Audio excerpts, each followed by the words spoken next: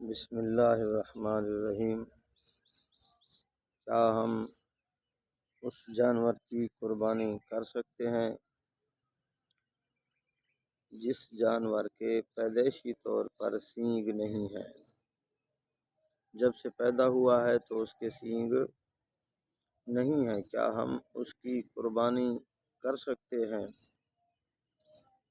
ہاں، جس جانور کے پیدائشی طور پر سینگ نہیں ہے تو اس کی قربانی جائز اور درست ہے، اس کی قربانی ہم کر سکتے ہیں۔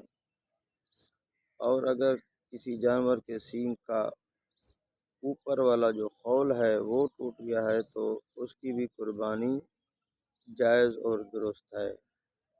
اگر کسی جانور کے سینگ ٹوٹا ہے اور وہ جڑ سے ٹوٹ گیا ہے اور اس کا اثر اس کے دماغ کے اوپر پہنچ گیا ہے تو ایسے جانور کی قربانی درست نہیں ہے، پھر وہ جانور عیب دار ہو جاتا ہے۔